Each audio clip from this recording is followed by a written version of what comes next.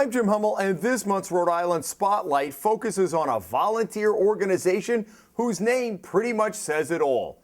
Neighbors Helping Neighbors in RI. Our story is made possible by Vibeco, a prominent Rhode Island manufacturer for more than 50 years that has grown into a nationally recognized company based right here in South County. Just like Neighbors Helping Neighbors. From the sawing to the nailing, to the shoveling, and the hammering. It was a busy and productive weekend last month as dozens of volunteers fanned out across South County to tackle construction projects that the owners of these homes could not afford to do themselves. Neighbors Helping Neighbors RI is the outgrowth of a Faith in Action group based out of St. Andrew Lutheran Church in Charlestown. 3 years ago, the group formed its own nonprofit organization and has grown to 125 members that go well beyond the church. The focus?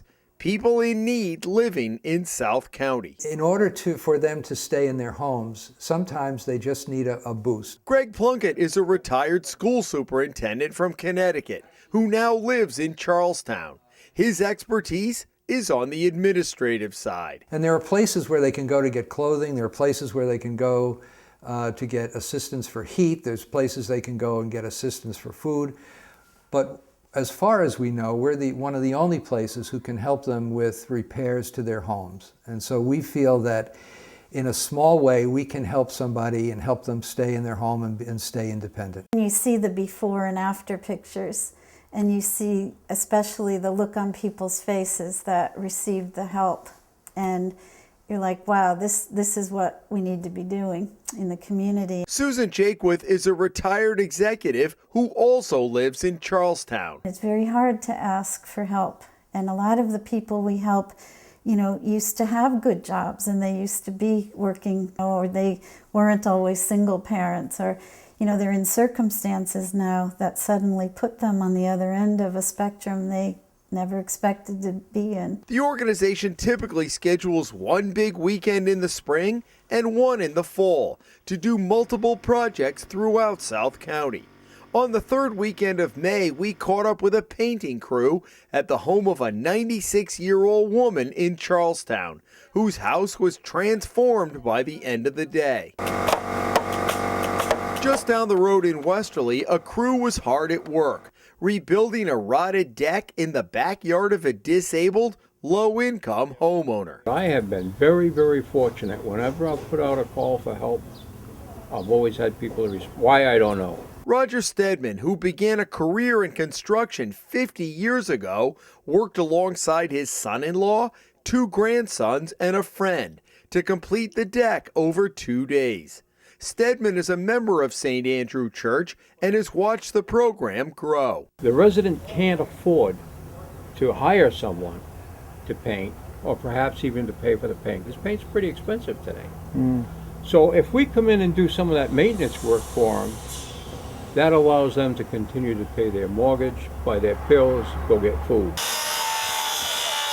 And in North Kingstown, Kay Cutting watched as a crew that included her daughter and son-in-law installed a ramp from her back door to the driveway. Mrs. Cutting has had increasing trouble walking, and stairs have become difficult to negotiate. We have a number of families who come together to volunteer, not necessarily with a lot of skills, but they make it a family affair to come and spend 4 hours or 5 hours or sometimes the whole day working on one of these projects. All projects begin with this one-page application, which asks what needs to be done and the income level of the homeowner. When we get an application, one of the first things we do is send 2 people out, one to talk to the homeowner and one to kind of look at the work that needs to be done and what's involved. So people with experience who can kind of make a judgment on what needs to be done. Then when we actually get to the job site and we bring in other people, we have a couple people who are familiar with the situation so that they know they've sort of planned out what has to be done that day, and then the other volunteers who come along, they can just help and do whatever needs to be done in order to accomplish it. We want to make sure we're fair to everybody and that we're servicing real needs, and not just maybe I want to change the color of my living room walls. We don't want to be putting our volunteers and funds on that kind of thing, so we're very careful. Clearly more people applying, more people volunteering.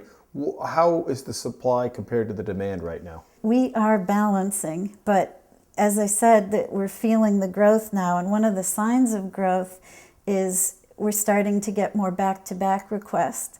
So before we would give people time to rest, like our volunteers would step up, they'd do an amazing heroic weekend, and then they'd get a little downtime. Well, we've already got a backlog. Last year, they did a total of 27 projects. We do work every month. We try to do at least one project, and we kind of save the major projects like a roof or anything that involves a large number of people so that we can do that on a Saturday or a weekend during the year. What are your needs going forward? The more jobs we do, the more our name gets known in South County, and so the more requests we have for work.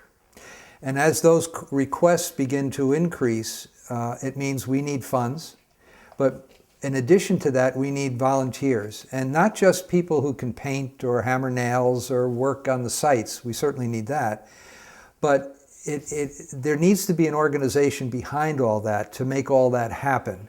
And we need people who are willing to work on the organizational side as well. You don't have to volunteer and contribute to this effort by being good on a job site. You can also lend other skills to the need. By the end of last month's weekend, the Westerly homeowner had this brand new deck, and Kay Cutting opened her back door to see this, later giving it a test run for us with her walker.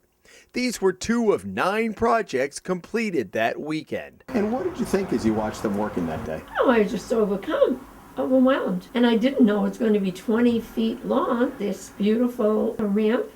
And I never could have afforded it myself. And it's not costing me a dime, which is just more overwhelming. So I saw God's work right in front of me. When you think of South County, you think of the beach at Narragansett, you think of Watch Hill, you think of Newport, you think of all of these places where there's a lot of wealth. But that's not all that there is in South County. There's an awful lot of people who are seasonal workers, older people who are living on a fixed income, single parents. When you communicate the specific need, it becomes real. As far as this generic, we need help, we need people, we need funds, that's so different than there's a woman that can't get out of her house because she's in a wheelchair, or a vet who can't get into his bathroom because the doorway's too small, or, it becomes real. So why this collective effort? I guess it's that look on the person's face that you think, that could be my mother, that could be me. In Charlestown, Jim Hummel for the Rhode Island Spotlight.